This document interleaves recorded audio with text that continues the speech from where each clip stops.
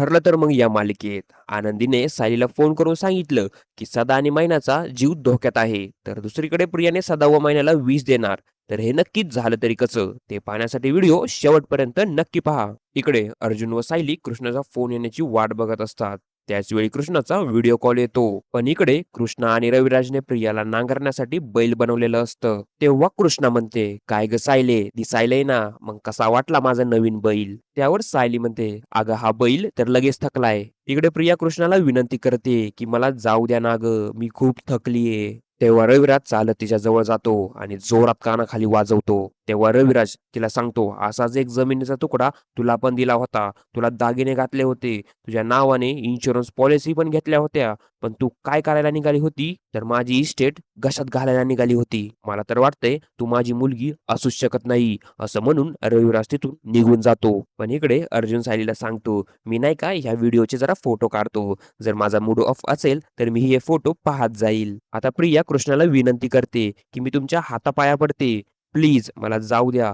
काम करून माझ्या पाठीचे तुकडे झालेत." तेव्हा सायली म्हणते, "अगं प्रिया, ही तर तुझ्या पापांची शिक्षा आहे. जेव्हा तुझे सत्य घरच्यांना कळेल ना, तेव्हा तुझी हालत मेल्याहून अधिक होईल." त्यानंतर आपल्याला सकाळ-सकाळी दाखवलंय, प्रिया तिच्या रूममध्ये खूप म्हणजे खूपच चिडलेली असते. कारण अर्जुन सायलीने तिला खूप त्रास दिलाय ना आणि ह्या प्रियाला काहीच करता येत नाही. म्हणून ती त्यावर चिडून म्हणते, "सगळीकडून माझीच कोंडी होतीये." आता प्रिया अर्जुन सायलीला संपवायचा प्लॅन करते. त्यामुळे तिने एका व्यक्तीला फोन केला. पण त्या दोघांचं फोनवर जे बोलणं झालं ते आपल्याला काही दाखवलंच नाही. त्यानंतर दाखवले, हा व्यक्ती प्रियाला म्हणतो, "मॅडम तुमच्यासाठी मी काम करतोय. हे अर्जुन सायलीला कळायला नको, नाहीतर माझी नोकरी जाईल." त्यावर प्रिया म्हणू लागते, "काहीही नाही होणार. मी तुम्हाला व्यवस्थित पैसे देतीये ना, मग उगाच कशाला काळजी करताय? काहीही काळजी करू नका." आता हा व्यक्ती म्हणू लागतो, "मी आजच सगळं काम संपवतो." त्यावर प्रिया त्याला सांगते, "सीसीटीव्ही कॅमेरा बघून जरा काम कर. आता जा." दुसरीकडे अर्जुन व चैतन्य संतोषला व्हिडिओ दाखवतात.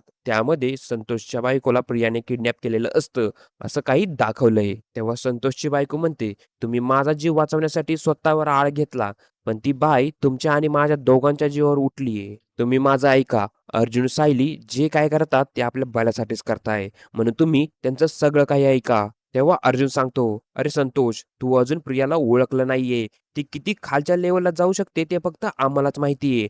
आणि हां, आम्ही तुझ्या बायकोला पण सोडलंय. तुला बोलायचंय का तिच्याशी?" त्यावर संतोष म्हणतो, "हो, हो, मला बोलायचंय." आता अर्जुन फोन लावून देतो. त्यानंतर संतोषला त्याची बायको म्हणते, "हे बघा, आपल्याला जर नीट जगायचं असेल ना, तर तुम्हाला अर्जुनदादांचं ऐकावंच लागेल." त्यावर संतोष म्हणतो, "ठीक आहे, मी तू म्हणन तसंच करतो. आता मी फोन ठेवतो." त्यानंतर अर्जुन म्हणतो, "हे बघ संतोष, तू विचार कर आणि आम्हाला सांग.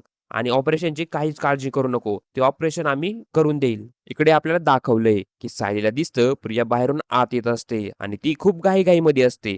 त्यावेळी ती पर्समध्ये काहीतरी टाकते आणि हातात पण तिच्या काहीतरी असतं. ते पाहण्यासाठी सायली प्रिया आत येताना मुद्दाम धडकते. आता प्रियाच्या हातातली चिठ्ठी सायलीच्या पायाशी असते. धडकल्यामुळे प्रिया खालीच बसते. ती ओरडून म्हणते, "तू मुद्दाम करते ना सायली?" त्यावर सायली तिला म्हणते, "आवाज चढू नको, आवाज खाली." त्यानंतर प्रिया घाईघाईमध्ये खोलीमध्ये निघून जाते. आता पडलेली चिठ्ठी सायली उचलते. उघडून बघते, त्यामध्ये औषधांची नावं असतात आणि त्याच वेळी अर्जुन पण तिथे येतो. तेव्हा सायली म्हणते, "प्रियाच्या हातातून ही चिठ्ठी पडलीये. ह्यात कसली औषधं काय माहिती आहे का तुम्हाला?" त्यावर अर्जुन म्हणतो, "चल आपण अश्विनलाच विचारू, की काय आहे हे?" आता अश्विन ती औषधं वाचतो आणि म्हणतो, "हे कोणत्याही औषधांच्या गोळ्या नाहीये. हे विष आहे विष आणि ते खूप डेंजर आहे. जर हे एखाद्या माणसावर प्रयत्न केला तर त्याचा एका तासात त्याचा जीव जाईल. हे असं औषध आहे." हे ऐकल्यानंतर सायली आणि अर्जुन खूपच घाबरतात. त्यानंतर अश्विन म्हणतो, "ठीक आहे, मी निघतो. मला आता उशीर झालाय." असं म्हणून तो तिथून निघून जातो. तेवढ्यात अर्जुनला जयेशचा फोन येतो आणि तो म्हणतो, "अर्जुन सर, सदा आणि मैना चैतन्याच्या घरातून गायब झालेत." तर दुसरीकडे प्रियाच्या माणसाने सदा व मैनाला एका वेगळ्याच ठिकाणी आणलेलं असतं. प्रियाचा माणूस सांगतो, "पुढील रस्त्यांमध्ये सीसीटीव्ही कॅमेरे आहेत. प्रिया आपल्याला पाहू शकते म्हणून आपल्याला ह्या गल्लींमधूनच पुढे जावं लागेल." आता हे सगळं आनंदी ऐकत असते. जरी तिला काही दिसत नसलं तरी ते सगळं महसूस करते, फील करते. त्यानंतर आनंदी पण सदा व मैनाच्या मागावर जाते. आता आनंदीला काहीतरी गडबड वाटते म्हणून ती सायलीला फोन लावते आणि म्हणते, "सायलीताई, मला तुला खूप महत्वाचं काहीतरी सांगायचंय." असं म्हणून एपिसोड इथंच संपतो. तर प्रेक्षकांनो, आपले एपिसोड तुम्हाला कसे वाटतात आपल्या कमेंटमध्ये नक्की सांगा आणि आपल्या चॅनलला सबस्क्राईब करायला विसरू नका.